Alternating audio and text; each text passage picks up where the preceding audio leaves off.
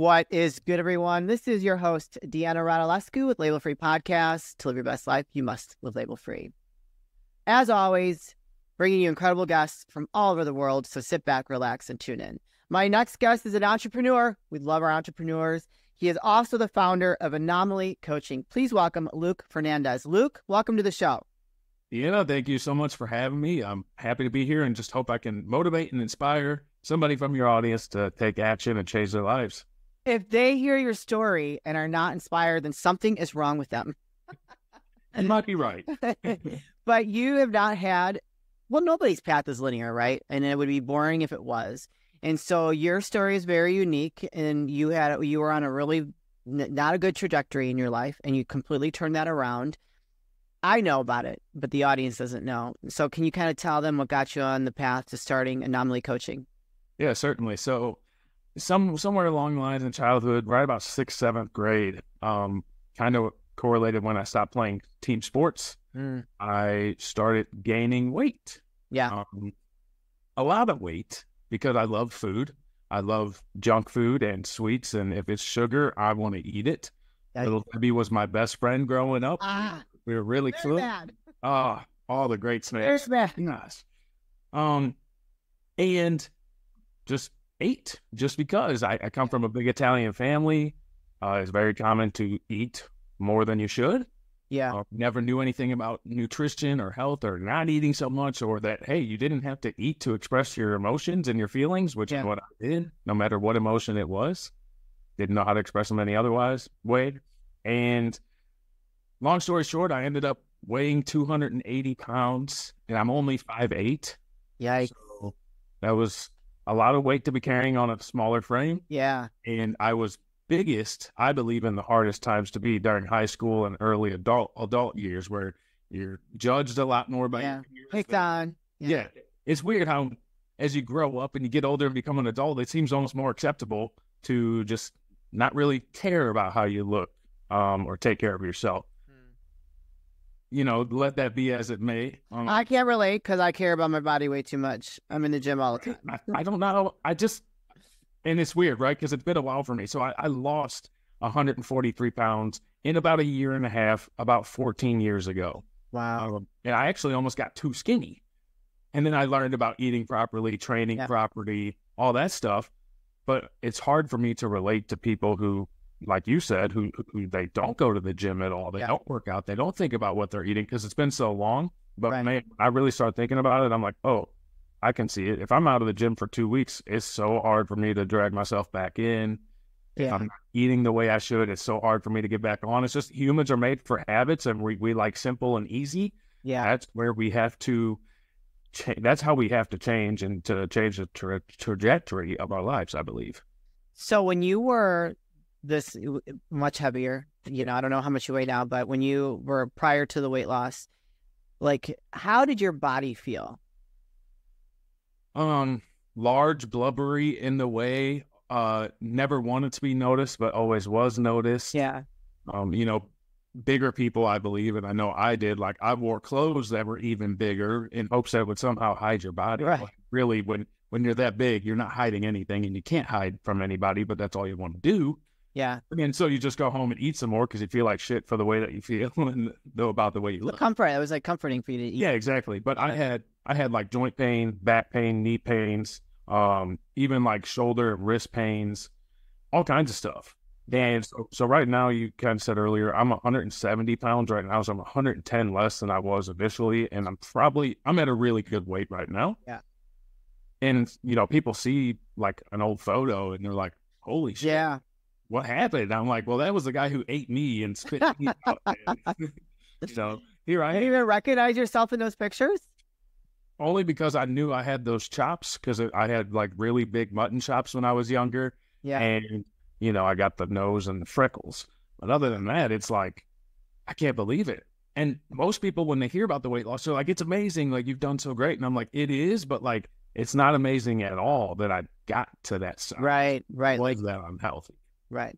Did anybody in your family, like your parents, ever like say, hey, like try to stop you from eating the way that you were eating or living that type of lifestyle? Because it's a lifestyle, right? Right. You know, you can have some junk food, but if you're maintaining a good, healthy lifestyle, it's not going to affect you and just like be layered on top of, everything that else that you're eating. Right. Right. Yeah. No. So my parents got divorced when I was 4. And that, looking back as I grew up, like that contributed to my eating disorder and not knowing how to deal with my anger and sadness, frustration, and even my happiness and joy and all of that. But I did it through food. Yeah.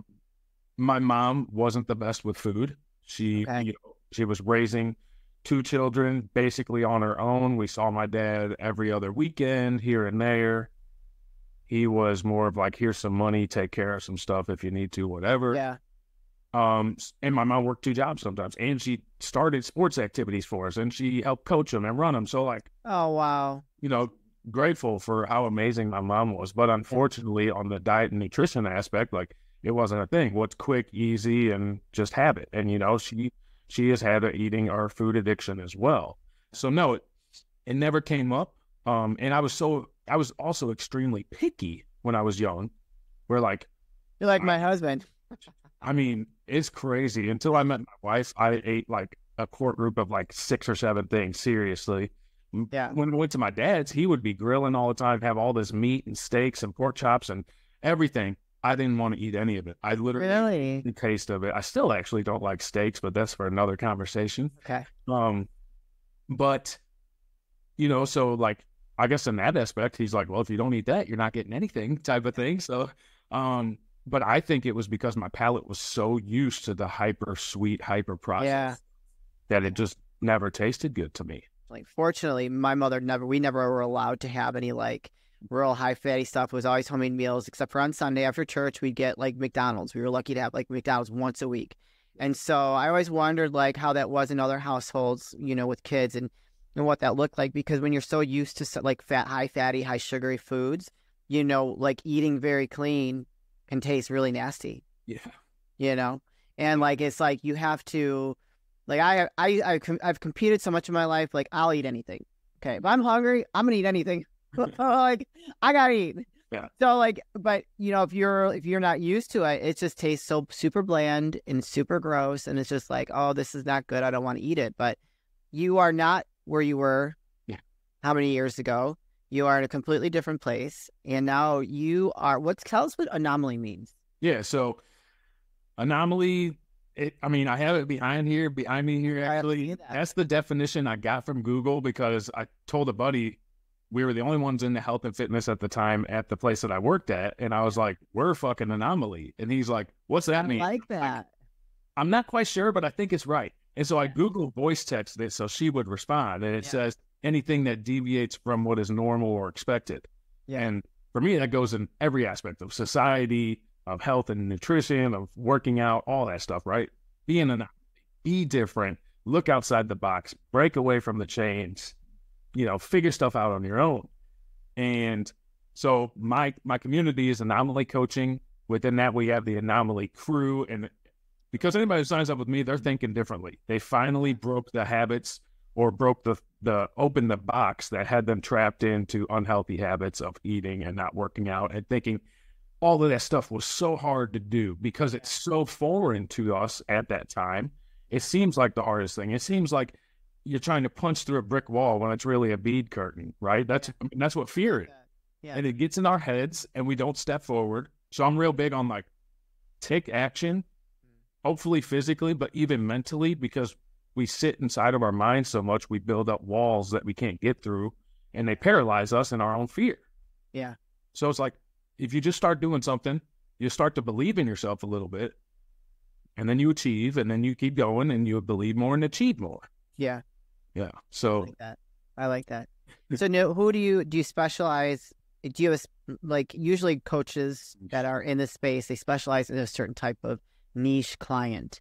Do you have like a niche client? I mean, considering your background and where you came from? Yeah, so, I'm kind of middle-aged, male and female. Now, within Anomaly Coaching, we have a men's-only group that is called Fitter Father Figures. Okay. Which is fitter father figure in every aspect. We don't work on just your body and your nutrition. That's the base of both of my programs, because that's what changed my life. You got to train, and you got to clean up your eating. And then we build on top of that. We go into mindset and habits and processes and all kinds of things like that. But we have women. The Anomaly crew right now is made up of men and women. It's middle-aged, I would say from like 30s to 50s. And that seems like to be the sweet spot.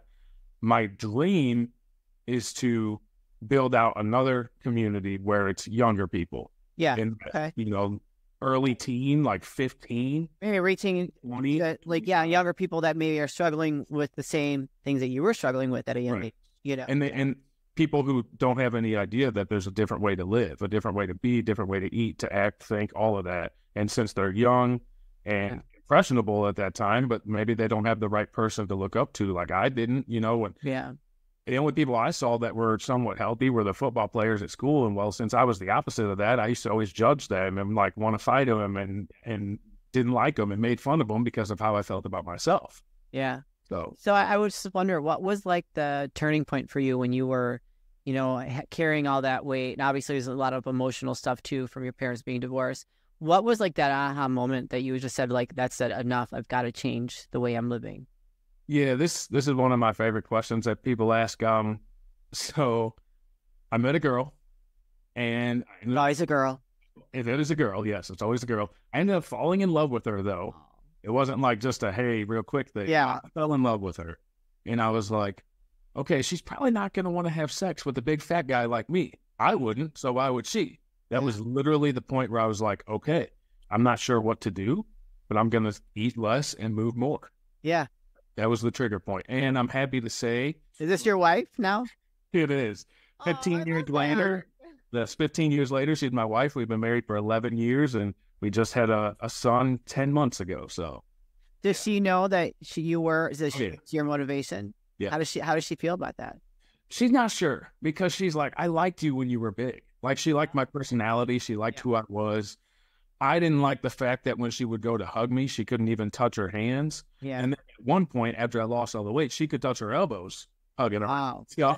That lean, huh? Yeah. Yeah. I got like too skinny. But we're in a better place now, both of us, physically healthy and together as a family. So yeah, she knows, and I'm grateful. Like, I owe that to her. But of course, you know, if somebody needs that to be the reason, great. Whatever the reason is, I'd rather be in love with somebody and want to get healthier for them than like you have a medical scare or something. Really right, exactly. But that could have been you. That could have been. Oh, yeah. I guarantee I would be either dead or not able to move or probably in prison, because not only was I fat, I was super angry and stuff. And I still have a temper. I just find ways to harness it better. Is it a temper or passion? Ooh, it depends. It depends on the situation. Like road rage, it's a temper. Yes. Well, yeah. I think that's true for anyone. But people being asleep and not realizing their own potential and getting in their own way constantly is just like, it's passion. Like, let me help you open that up and see that. Yeah. So, I mean, that's great that your wife was your trigger to get you on the right path to health and fitness, because I think that it is a lifestyle choice. I'm a big believer in it. I preach it. I've been preaching it since I was like 16 years old. Like, I've always been in the gym, and I don't care what anybody says. I'm always going to lift heavy as long as I can and eat healthy. Like, it's just my choice. Yeah. Did you ever deal with some of that emotional stuff, though, like your parents being divorced? Because that can be trauma that's hidden away in us, and then we can redirect it to something else. You know what I mean? Yeah, for sure. So I would say I think it was about 6 years ago now is when I kind of started getting into self-development and entrepreneurship, and it almost goes hand in hand. I mean, entrepreneurship is the greatest self-development journey. Oh yeah, for sure. Yeah. And you learn what you're made of. Right, exactly. You start, like, you know, at least for me, I started connecting with different people, and, you know, I've gone through a few different like mindset coaches. I had therapists from when I was young, from when my parents got divorced. And I've had a therapist since, well, really, really good therapist a couple of years ago. I've addressed a lot of the mental stuff. I am not a sufferer. I deal with depression. Oh, I have my whole life. And this is something I'm not sure we talked about, and we can get into it real quick. 2 months before my son was born, so a year ago now, I was going to kill myself. Oh my goodness. Why? I mean, you have something to look forward to, and you're living such a great, healthy life. Yeah, you would think so, right? Well, Well, yeah, that just means that you haven't dealt with everything that's going on inside of you. Yeah. So for me, it was like I just felt a lot of fear and anxiety over not being a good dad. Yeah. Obviously, I can teach him how to work out. I can teach him to contain himself with food. I can teach him discipline in a lot of aspects. But since I didn't have my dad in the way that I wanted, and this is an ongoing process. So my dad passed away 4 years ago. I think about him every day, and it's a really strange process because we weren't that close. The last 8 years, I never even saw him. My dad's a deadbeat, so I get it. So it's kind of a strange thing after he passed. So I had just overwhelming sense of fear and anxiety. Like, I'm not the man that I should be to raise my son properly. I'm afraid of my anger. I'm afraid that I'm not where I need to be financially or business-wise, or even like, am I being that present with my wife? Am I going to be present enough with him? I don't know how to be a dad, all those feelings, just everything compiling. And it just came really quick. Like, it came out of nowhere. I was at the gym, had a great workout. As soon as I opened the door and walked out, boom, I just got hit by a wave of depression. Oh, wow. And literally, I was actually going to drive into the river. I was driving to a park that had a boat ramp where I could drive right into the river. Yikes. That's terrible. Yes, it is. On the way there, I'm praying, and God and I have had an off and on relationship my whole life, and I'm praying, God, please forgive me. I'm sorry for this. Take care of my family. Let them know I love them. I care about them, but I can't do this. Yeah.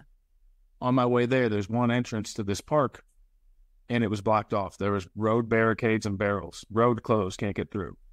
And so I stop. I take a deep breath. I had tears coming down my eyes, and I'm like, okay, I guess I'm going to do what I got to do for the day. Yeah.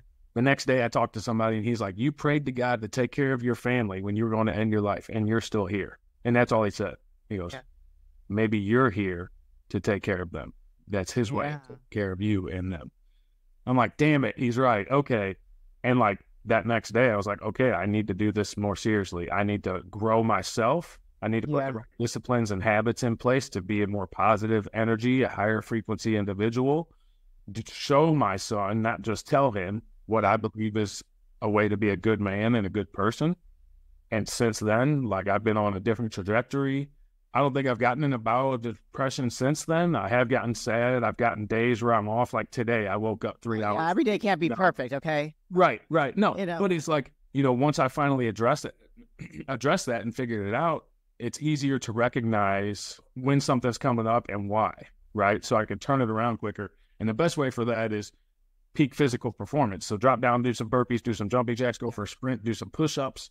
I feel better. And now I'm like, oh, that wasn't as big of a deal as I thought. Okay, we're cool. Yeah. So gotta get those endorphins going. Yeah. Luke, you definitely have like the experience, and you've gone through, you've had your own personal journey that I'm sure people that are listening to this may have connected to you and might be looking for to change their lifestyle, looking for that coach. Where can people find you, connect with you, and learn more of working with you and Anomaly?